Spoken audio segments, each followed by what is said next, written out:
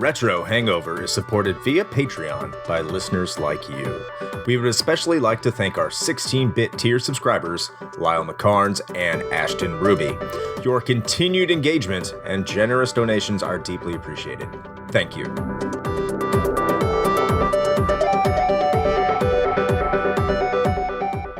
Open your ears and crack some beers. You are listening to episode 59 of Retro Hangover.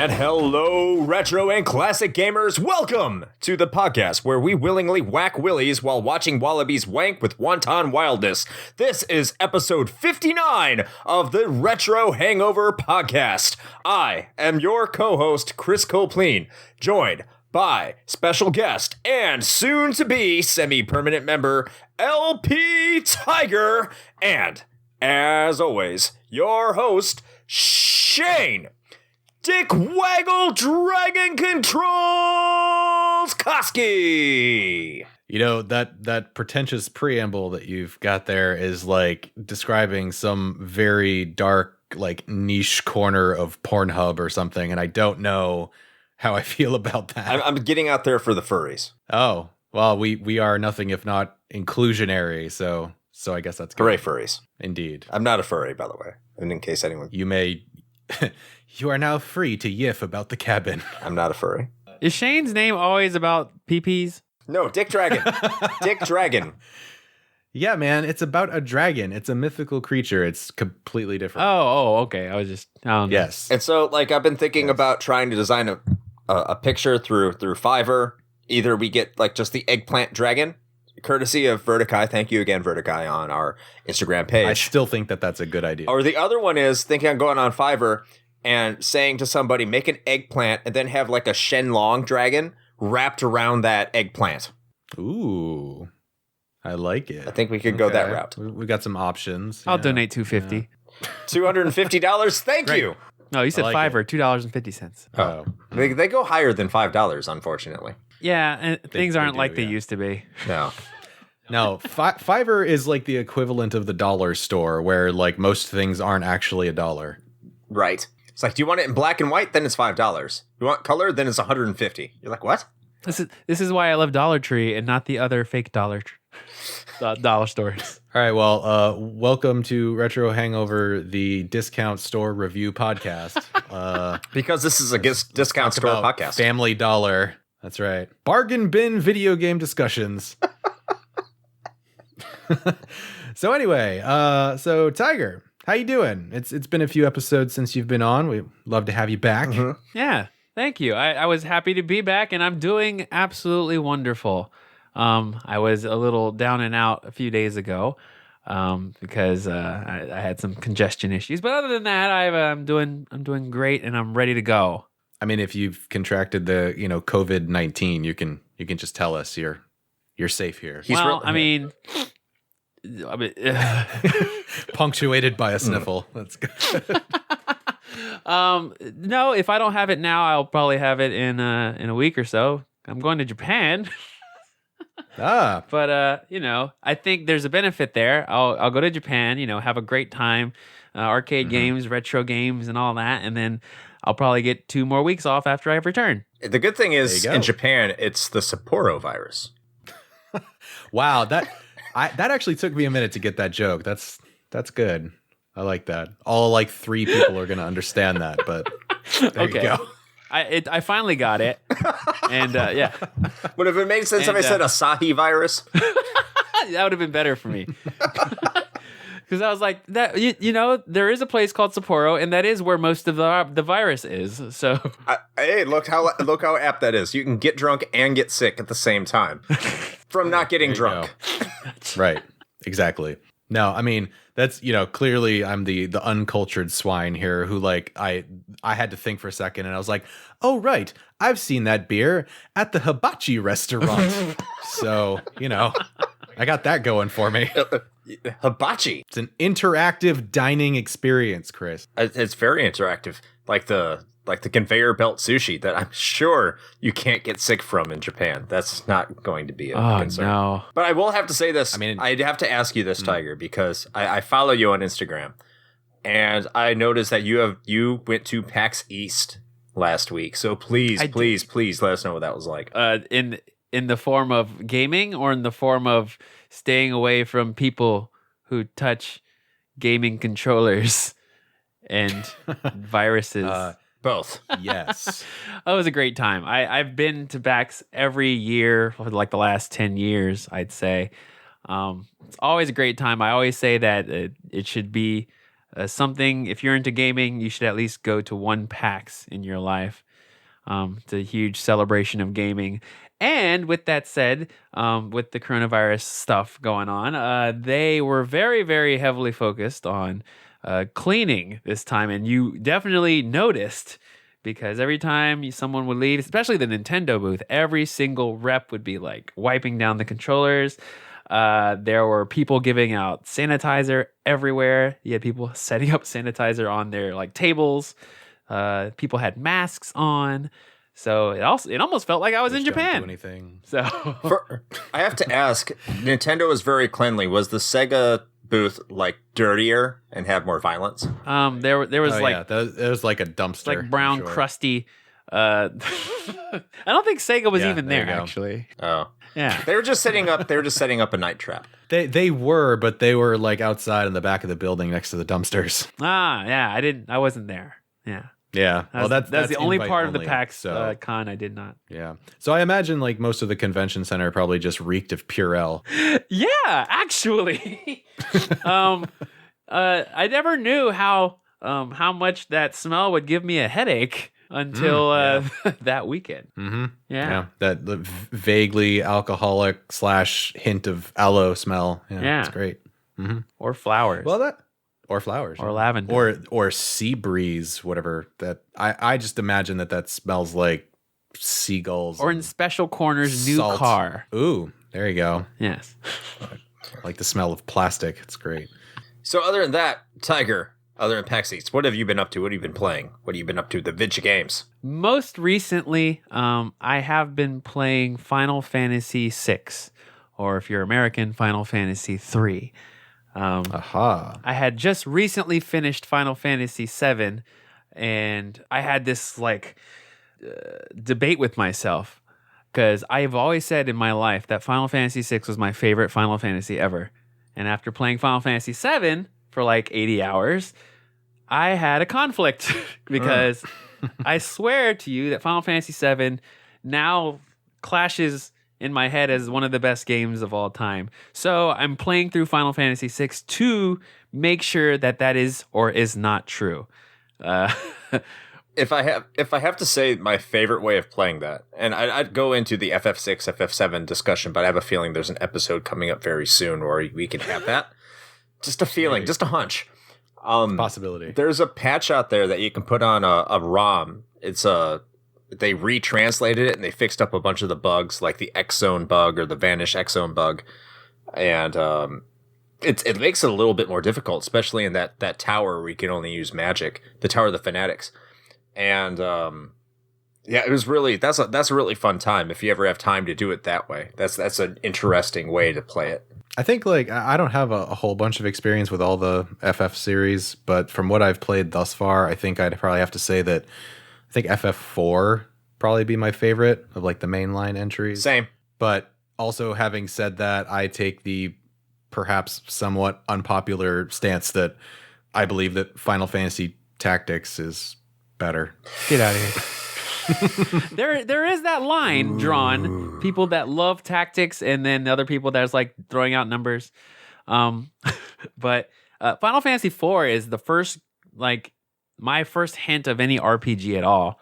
And it was also the first time I realized that I have this huge love for like good music Yes. in video games because the music drew me to that game. And I remember my friend saying like, I don't play this game. And it was his like older brother playing it.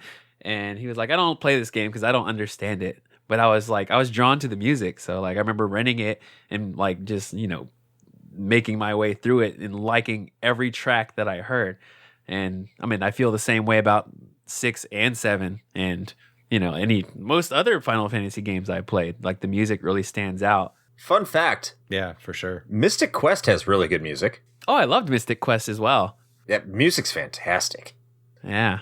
I bet that's about all I have to really say about that game. Music is great. Yeah, I'm sure that's not on anyone's favorite Final Fantasy. It's not a bad game. So Chris, give us a quick overview on anything you've been playing lately. I finally beat Evolution Worlds. I will be generating a rapid fire review for that. Quick, too long, don't listen, but please listen. Don't play it. That's like when you sent that message in the Discord and you were just like, well, I finished it and don't bother. It's like, cool. All right. Yep. I wasted my time, so you don't have to. Fantastic. Yes. So other than that, I started playing a game called River City Girls, and that is a very good game. If you like beat 'em ups, go ahead and play that. It's very much in the vein of Scott Pilgrim versus the World or Double Drake and Neon, and they are very, very good games. That was at PAX, actually, and it is a beautiful game. I had never seen it like in person. It's a lot of fun, too. Did you get to play it? I did a little bit, and it basically, like, you envision like how pixels looked when you were playing Double Dragon or River City Ransom, and they basically said, okay, so what if we redid it and like made it beautiful, and this is what you thought it looked like when you were younger, and yes, it's Ocarina of Time 3D. It's beautiful. Thing. Yes, yeah. I love having a physical copy of it too. I'm not even gonna lie. Of course you do. Of course I do. Mm-hmm. Which moves us over to Shane. Shane, what have you been doing in the area of digitalness and otherwise? Not a whole lot actually right now. I'm working my way through the rest of Sonic Team Racing Transformed, or however I'm butchering the title of that game. But the Sonic Kart, man, I'm playing that because it's a really good kart game, and I'm finishing up trying to get stars on the campaign mode to unlock everything. But that's actually mostly it. I got a little bit more time into Darksiders Genesis. I want to have some time to play that more. And I've got the FF7 remake demo that just came out recently. I've got that downloaded to the PS4, so we're going to take a crack at that pretty soon too, because I've heard actually really good things about it. So, but yeah, that's pretty much it for me right now. Are you on the side of the Sonic racing game being better than Mario Kart? I don't know yet. I had mentioned that in one of our previous episodes where I'm not sure how I feel about that yet. I think the Sonic racing game has some major strengths that the Mario Kart franchise does not. So I think it does some things better, but I don't know. That's a tough call, man. Like, I like both of them a whole lot, so I don't know. I'm at least more fair. Oh, in Sonic? Yes. I would say yeah. Yeah, I would say so. I think the AI is a lot more fair, less of a dickbag than a lot of the Mario Kart AI. Maybe that's what people love. They just like the fact that it's more fair rather than this random blue shell that, evens out the playing field. But I mean, I really don't know much about Sonic Transform. I would say this: Sonic and All Stars Racing Transformed makes me happier. That's the whole title. Yes, it makes me happier. It gives me this sense of joy that I don't get from Mario Kart. But while I'm playing Mario Kart, I know it's a better game. So there you go, Sonic Kart, Mary Kondo approved. It gives you joy. That makes me sad. But I grew up as I grew up as someone who played both Sonic and Mario, like Sega and Nintendo. So I have a lot of the Sega nostalgia in addition to the Nintendo nostalgia. And if you don't have the Sega nostalgia, it may not make you feel the way that it made me feel, or other people. That's probably what it is for me, to be quite honest. Yeah. So speaking of Nintendo games, we got one that we're going to talk about today, and we got the title out there, so you already know what it is, and you're probably thinking, man, they might want to talk about that. So we're gonna. And because we've got the illustrious LPTyger with us today, he is going to do us the honor of reading the brief history for Wii Sports.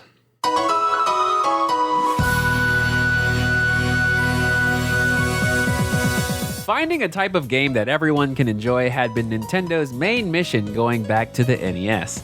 In 2006, Nintendo was recovering from somewhat of an identity crisis.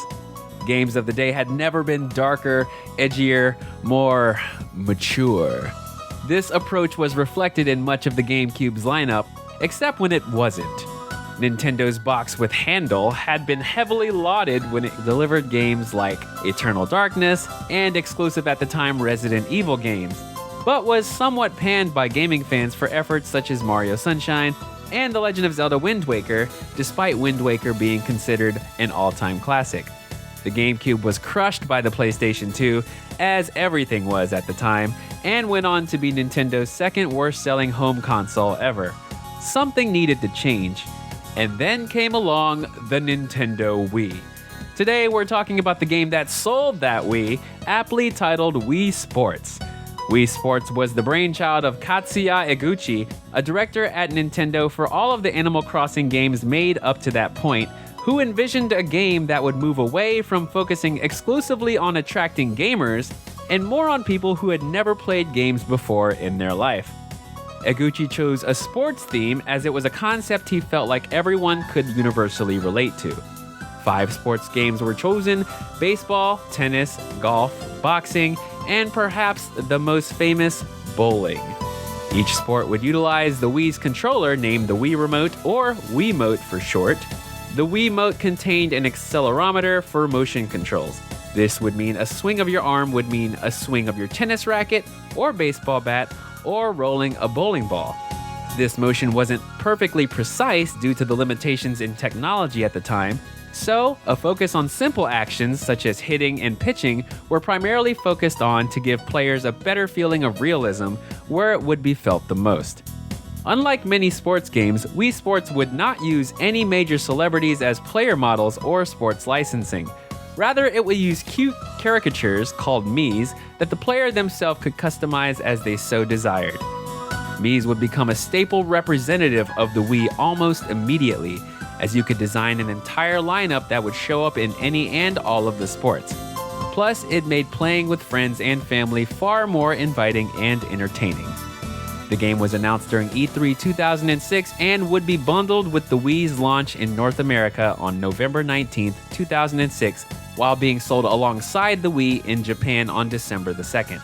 Initial reception was mixed with an aggregate rating of 76 according to Metacritic, but that wouldn't stop the game from making the Wii and itself an absolute juggernaut in terms of sales. Throughout the Wii's life, Wii Sports would go on to sell a whopping 83 million units worldwide, mostly due to the fact that it was a bundled game, but was still successful in Japan where it sold 2 million copies in 2007 despite being sold separately. Wii Sports may not have much of a legacy today since the release of the Switch, but the game itself received a sequel in Wii Sports Resort for the Wii and an HD remaster as Wii Sports Club for the Wii U. It would inspire other games from Nintendo such as Wii Fit, Wii Play, and Wii Music, as well as having almost every major publisher release their own version and shovelware during the era of the Wii. It is a game that certainly ruled its day, and the impact it had on the gaming community and industry will be imprinted forever. And that is your brief history of Wii Sports.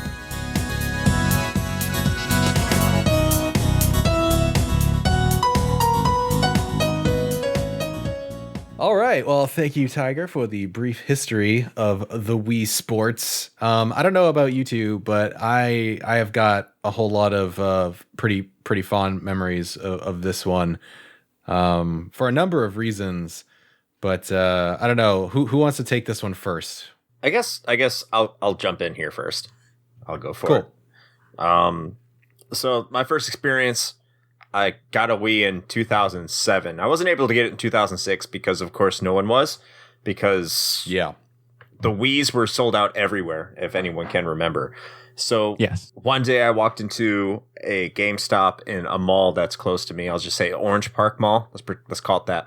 And went up to the counter, asked them if they had any Wiis. They said they had a Wii. And this is right after I got back from a deployment.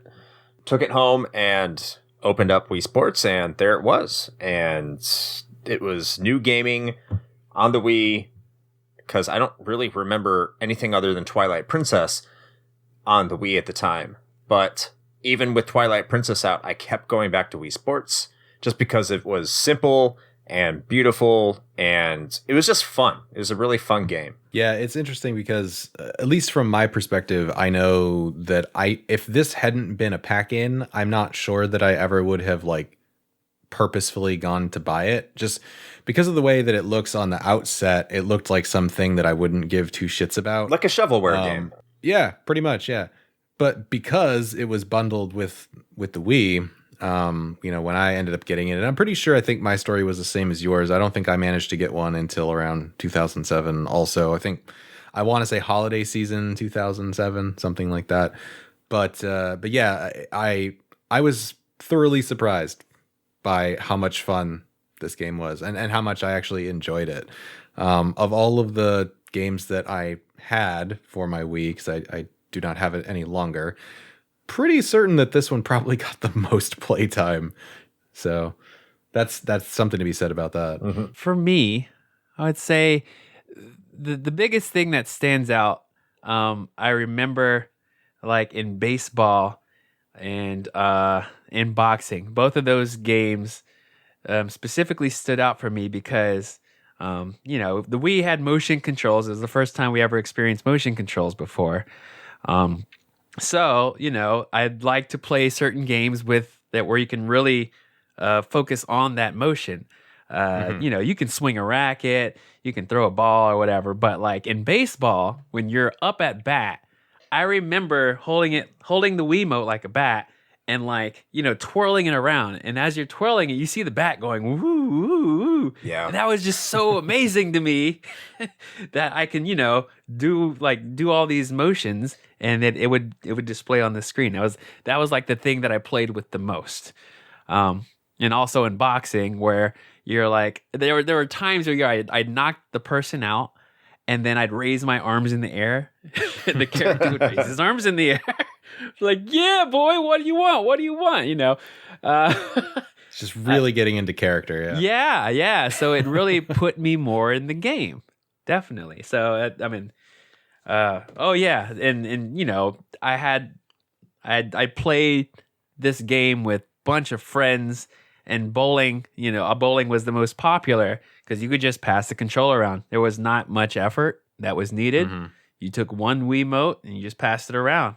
It was a good time. It was really simple fun. Everyone could enjoy. Yeah. I think what really brought the game into the fold, especially for me, is it was the Mii's, being able to design your own character and having other people that you're playing with or like in your household being able to design their own character too. So I think the inclusion of the Mii's in Wii Sports, and like right off the get, you're talking about right when the Wii launched, really separated this game from traditional party games where you're taking on an avatar that you may not be able to design, just a very generic avatar, and with a lot of customization, and it's still very basic kind of design, but it really personified the way you played that game. Yeah, absolutely. And granted, like you said, even though I would say even by some standards of that time, but especially by standards of today, the customization options are fairly basic, yes, but they were also flexible enough that you could actually do some pretty crazy things with those Mii's. Like putting a dick on a face? Well, there is always that, yes. But I saw some pretty creative Mii's floating around at the time. But yeah, that level of personalization I think was really important because that helps to kind of get the player invested in it. And that coupled with the sort of pick up and play nature of Wii Sports and the smart decision on Nintendo's behalf to, stick with something that's mostly universally relatable as far as like, well-known sports go.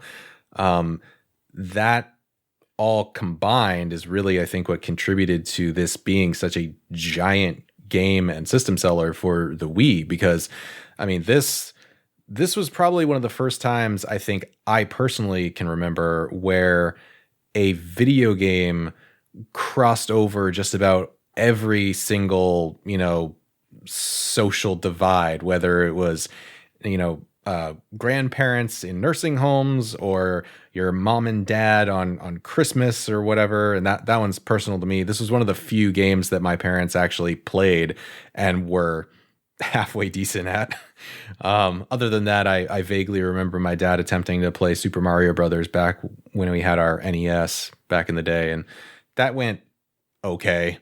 But outside of that, the whole like generation spanning nature of this game was largely unprecedented at the time. Like, you could bowl with your grandma in the living room, and that was crazy at the time, but also really fun. Not to mention, I'm sure difficulty always had an issue with people that weren't into gaming, like how to, like, what buttons to press and such. All you needed to do was, swing the racket or right. Swing the bat. And it didn't take much to learn how to play the game.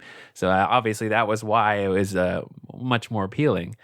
Another thing I wanted to bring up was I just got the game for this podcast so I could prepare myself. And I was like, I need to remember what it was like.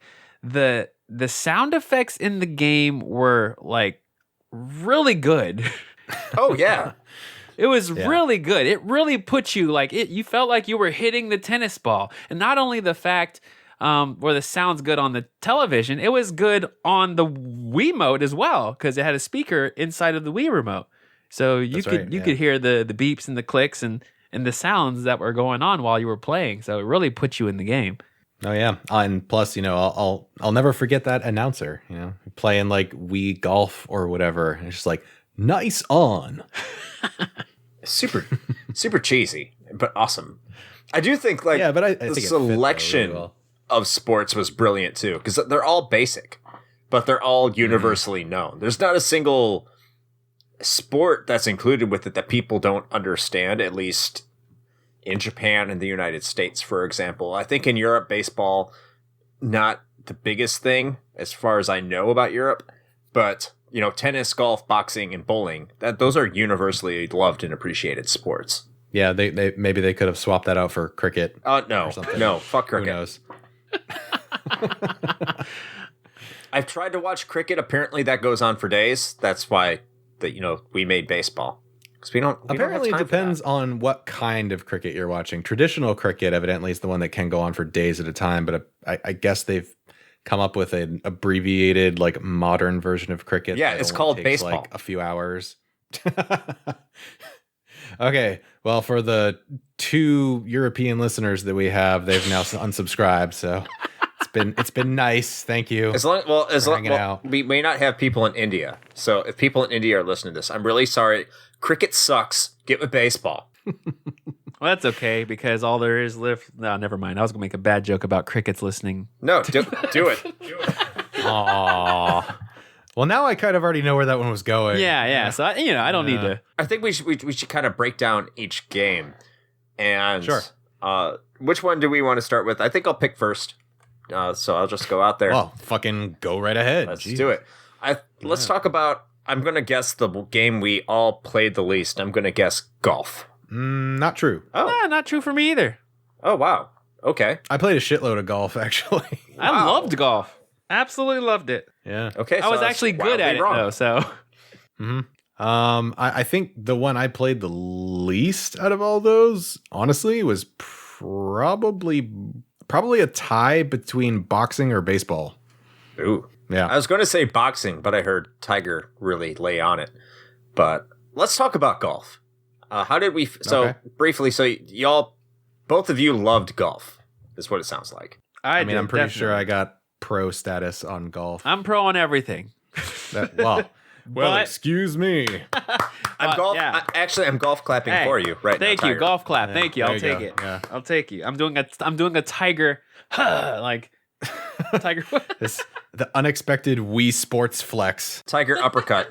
Yeah, exactly. Oh man. Boo. Anyway, talking about golf. Yeah, I don't know. I mean, so I guess this extends to all of the the sports that are included in this, but I was pleasantly surprised with how responsive the controls are, even without the Wii Motion Plus, which, you know, obviously wasn't there at the get.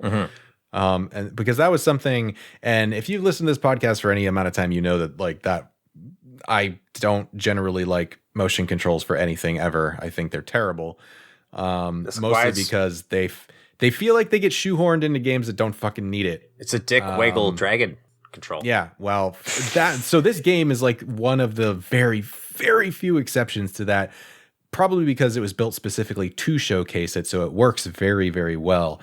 And even without that Wii Motion Plus, you know, you still get some really great feedback from this. And so I always enjoyed the golf because I suck at real life golf, so this was the closest I was going to get to playing, probably. But yeah, like I think, you know, judging the wind and all that stuff, and it was, I don't know, I actually thoroughly enjoyed it. Plus, like I said, nice on. Nice on. It was a calm game. You know, golf is generally a calm game. It's not something that I really say, like if someone to ask me like what's my favorite sports game, I never say golf, but golf games I've always like had an experience with. And for some reason I just have this connection with, all right, so the wind is going 18 miles per hour west, so that means I need to hit the ball east about this much, and I need to hit the ball about this much distance, so I think I got it. Let me practice. All right, here's my real hit. Boom. And I do it, and it feels good, and that's why I like golf, because 90% of the time, when I'm playing a golf game, it works out for me. So, all right. So, yeah. Tiger, I've got this game for you. All right. Okay. Hear me out. It's called Sniper Elite. I've heard of it. Yeah. And, you know, you can play like a real sniper and take wind into account and like bullet drop and distance and the curvature of the earth. Is it for Wii U? As a hole-in-one. I feel like this is something that'd be right up your alley. Yeah. I mean, you know, clearly there's a logical step between golfing and shooting a man in the head from a mile away. Yeah, I don't. Hole-in-one. Hole-in-one or nice headshot. I don't know. Just. But yeah, I absolutely love golf. What I was gonna say earlier is the one I played the least is definitely baseball. Oh, boo! Well, do you play it all 9 innings in the game? I don't remember. I think it was 5. I feel like innings. You do. So it was like the longest game on the freaking game. So like I'd be done by like 3 innings. I'm like, all right, I'm not playing this all the way. I love baseball. Yeah, I love that. Until it started getting hard, like until the difficulty raised. Because every time you win, of course, that's one of the features of Wii Sports is that your like experience or your rating goes higher. And the one shitty thing about baseball is it doesn't matter how you hit it at some point, it always gets caught. And it doesn't matter how you pitch it at some point, it always gets hit. So it's fun, and I love baseball because until you get to that point, it's a lot of fun because you're hitting it fine, you're pitching it fine, it's competitive, and then you get too good and the game just says, hey, go fuck yourself. And then all of a sudden... Great. This goes back to Nintendo's like bullshit AI. Yeah. Okay. Mm-hmm. It's like... I'm noticing a trend here. For a while, it was Super Mario Brothers World 1-1, and then all of a sudden it becomes Battletoads, the level with the rocket. Like the speeder bike level or whatever. Yes, the turbo tunnel. I think the word for that is bullshit. Yes. That's bullshit. That's a great euphemism. The turbo tunnel. I'm gonna have to remember that. Also, yes, for sex. Thank you for clarifying that. Yes. One thing that people may have like missed. I mean, so like just playing it, when you start the game, it literally gives you the 5 selections of the sports. Like simple as that. There's also a fitness area where it'll just like choose random mini games, and I don't know if some people may have missed this, but there's actually a mini game section where they have 3 mini games per sport. So like in tennis, there's a There's a mini game where you have to hit this target on a brick wall. And if you keep missing the target, then you're slowly breaking the brick wall. And if you break the brick wall, you lose. But, you know, it keeps your high score on all of these mini games. The one that stands out the most for me is the one in bowling where you start off with 10 pins, then it goes to like 20, then it goes to 40, and you end up with like 99 pins or something. And it's just like, it feels so good to hit a strike on 99 pins or 89 or however many it was. I do because like I said, the sound feels so good and it feels so real. I do want to wait to hold off on talking about bowling because I think bowling's the most universally praised of all the sports. Oh, yeah. Probably. Absolutely. Yeah. But I do remember the minigame stuff, though. And the fitness portion, too. I distinctly remember their age estimation based on your performance. So if anybody else out there is like me and they're just like, you have the performance age of like 68-year-old. I'm like, well, fuck you too, Nintendo. Right. I need to go back and play. That made me want to improve. Well, at the time, it was fairly accurate because it's like, you're a 21-year-old. I'm like, yeah, no, I'm not 21 anymore. Yes, I am. I'm still 22, according to what it said 2 days ago. So, ooh, all right. Well, I mean, 20 like is the best you can do. So, I guess you're doing all right. Need to go back and play Brain Age. Oh, I'm a math guy, so Brain Age is like, you should be dead. I don't know. Okay, so let's talk about tennis. I love tennis. Yeah, I was into tennis. I think that was one of the ones, though, that I enjoyed more playing with somebody else. I will say that. Yeah, you can actually play tennis with 4 people. I forgot you could do doubles. So that was always fun. The only problem with tennis, and I love tennis, I love it for the Wii U, is it exposed the lie of the Wiimote. Go on. Go on. So you don't have to swing your Wiimote in order to swing your racket. You just gotta have to flick your wrist and you'll swing the Wiimote. It'll just happen. You mean that I didn't have to like Serena Williams my way around the living room? Fuck no! You don't have to do that shit.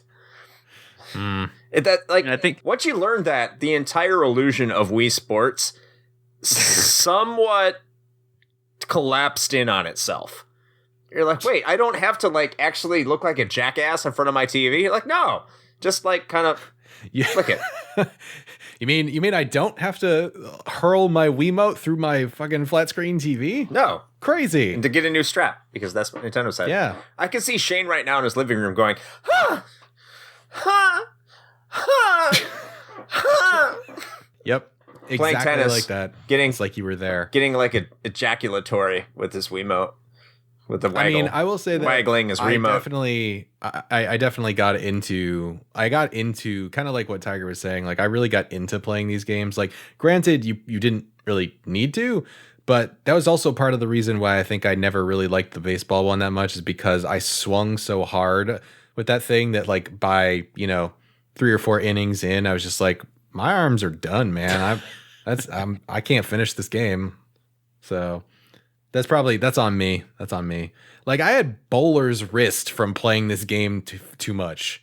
If that says anything. From playing the game, I'm sure. Is that a thing? Bowler's wrist? Yeah, man. It actually, yes, because like so full disclosure, and we're kind of going into this one, which I think is fine, but the bowling one was obviously my favorite, as was a lot of people's, but also I was in a bowling league when I was younger. So, so like so I actually had a little bit of, vested interest in that one, I guess. But when I was in that league back in the day, it was fairly common to get these like specialized wrist braces, basically to keep your wrist straight for better bowling, but also to keep you from like, hurting your wrist or twisting it or whatever. So it's totally a thing. Well, good thing we have like 1 pound Wiimotes. That kind of helps. Yeah. So like I said, I could just neglect to put the strap on and just fling it through a television set. No, it's funny. Like back then, when they came out with this standard definition Wii, like I remember having an HD television. So I thought it was like the weirdest thing. Oh, same. Yeah, but I don't know. Maybe I guess the nursing homes that these Wiis ended up in, they just had these giant CRTs or something still. Who knows? So I gotta really ask about boxing, Tiger, because I hated boxing. I could not stand boxing. No, because it wouldn't register. I wanted to play fucking Punch Out, and I didn't get Punch Out. I thought I was going to get Punch Out. Now, eventually, we did get Punch Out, but it wasn't on Wii Sports. Eventually, you got it. Well, to be fair, it is the worst motion control game in Wii Sports. I can agree on that. Yes. Because if you punch, sometimes you don't punch. And that makes it a field sport. But like you said earlier at the tennis, where you found out how to flick, and that's all you really had to do. That's really all you had to do in boxing, too. Unfortunately, the nunchuck is a little less cooperative than the actual Wii remote. So I would... I would try not to punch with the nunchuck hand if I didn't have to. You're like Oni from Street Fighter 3. You just have one arm. You're the one-armed boxer. There you go. I would say that the biggest strategy though in boxing was just basically moving your nunchuck and remote from side to side so that you can dodge left and right. And if your opponent tries to punch and it does one of those slow motion punches where it misses, then you hit them all day. So that was pretty much the basic strategy of the game, rather than just trying to, randomly throw punches like mocap boxing or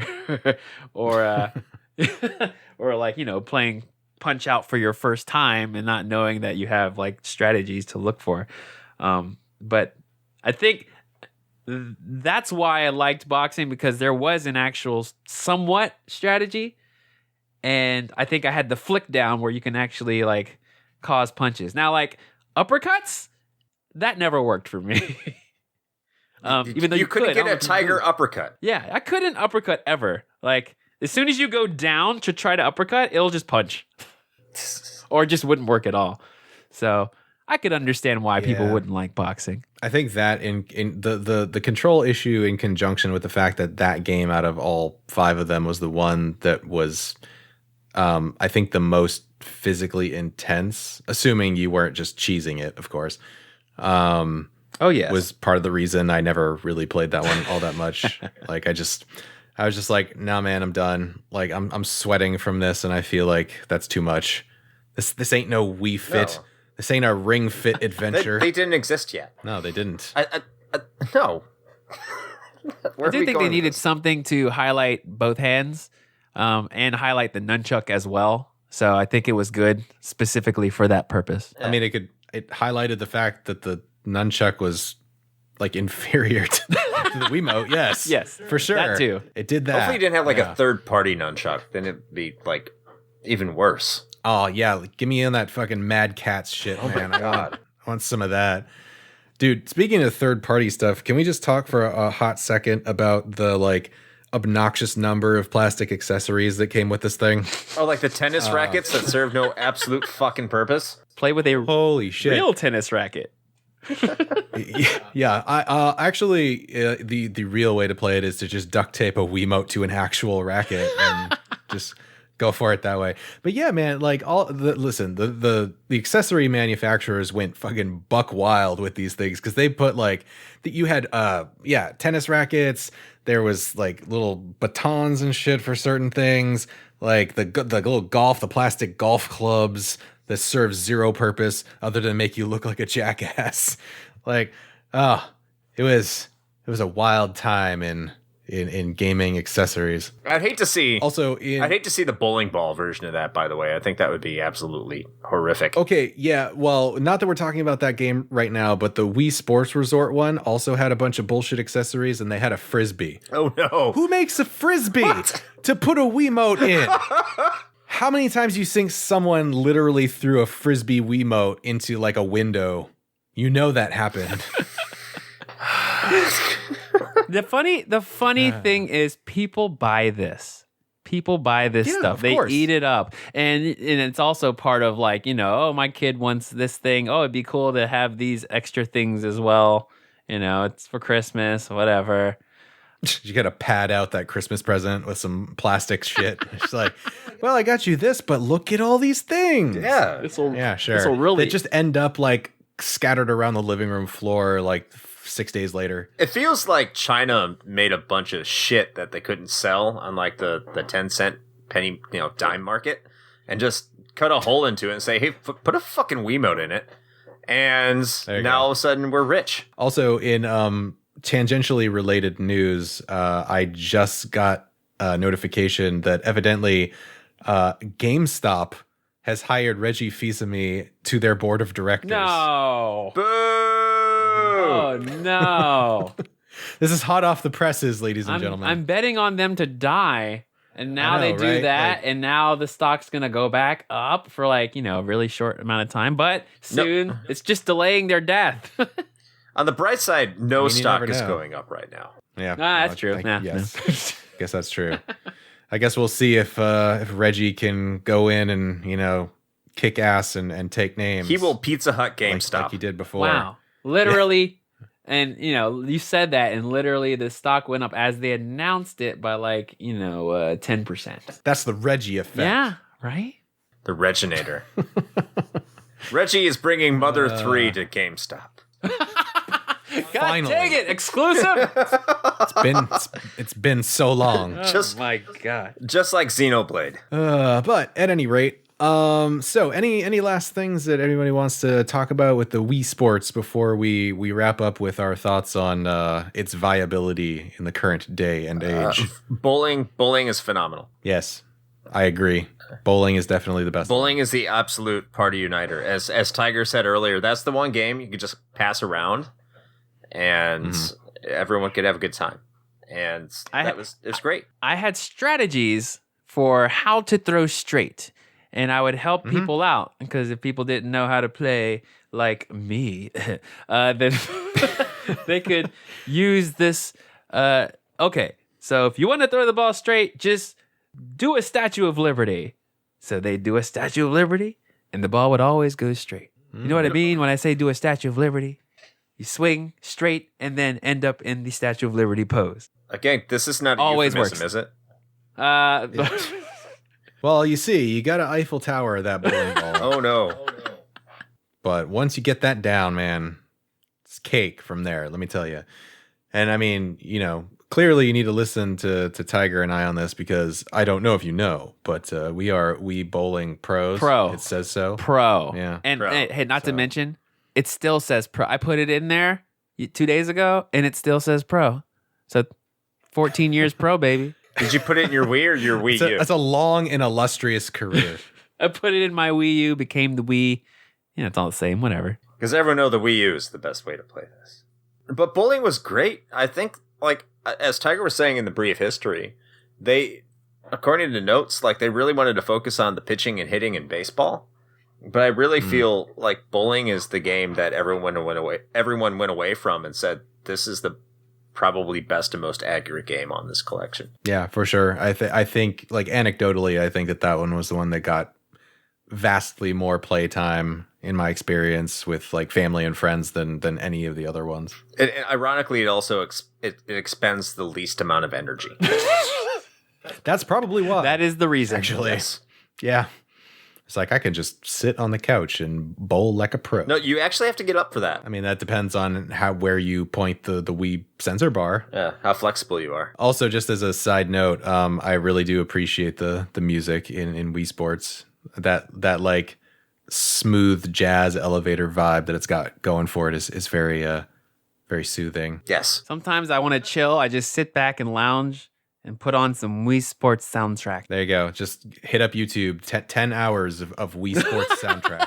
Yeah. There you go. It's so loud though when it comes up in the menu of your Wii and you hit it. It's like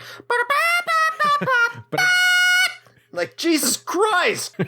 That is how it sounds.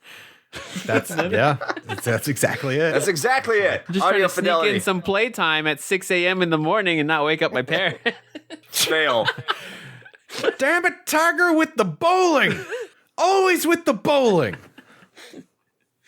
Well, At any rate, I think it's probably about time that we wrap things up. So okay, real quick, just a one sentence thing. Do we feel that this holds up today? If someone were to pop this in their Wii/Wii U, I say yes. I still think it's a lot of fun. What about you guys? Absolutely, no question. It's still a good party game. You can have a lot of people over, get really drunk, and then play some bowling, and it will still be fun. I don't know, I haven't played the Wii U remaster. I'm just going to assume it's better because the Wii U is our Lord and Savior.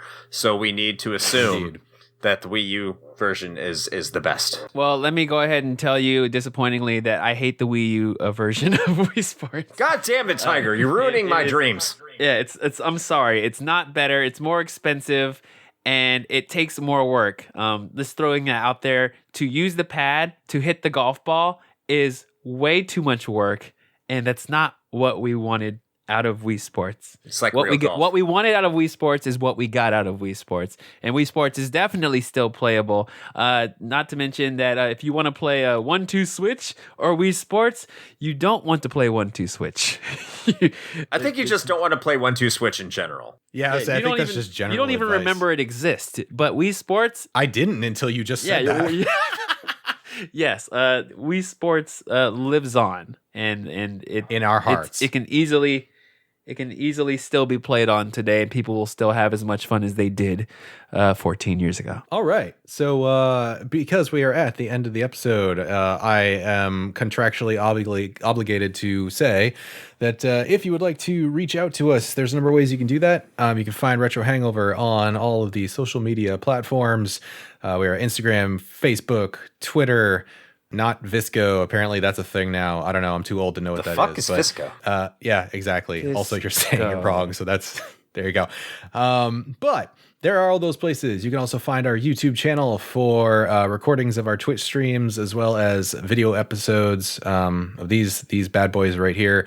And of course, if you happen to stop by on Sunday evenings at 9 p.m. Eastern time, you can see our live Twitch streams where we play retro games generally badly, or just completely screw them up, like this past week where we played a really fantastic version of Episode 1 Racer that didn't work. So that was cool. It looked beautiful. That's the thing that was the thing that you're missing out on by not being there on Twitch. So feel free to stop by. I think it's like being misled by a tie hooker. Yeah, that's a relatable thing. You're right. Thank you, Chris. You are welcome. For that. Misled how? And also, please don't ask him to elaborate on that. We're gonna skip right over that. But if you want to put your money towards something better than a tie hooker, you can go to bit.ly/RH patron. And you can put down some money to donate on a monthly basis to our Patreon. And if you get to the 16-bit tier, that will give you access to our bonus exclusive audio content, which you can only get that way, that we are releasing bi-weekly now. So on the off weeks of the episode. So that's another content stream that you can pick up on. And you can also check out the merch shop at bit.ly/RHP merch. And with the spiel out of the way, once again, Tiger, thank you for joining us for another episode. It is always lovely to have you here. Had a good time, and I'm here for the assists. And where can we find you on the internet of the places people want to find you? My Twitter is at LPTyger, TYGER, and I'm not, as opposed to this podcast, on every single form of social media. That is where you will find me, definitely. The Twitters. There you go. Very easy to find. Mm-hmm. Well, with all of that being said, until next time. Play with your bowling ball-shaped joysticks.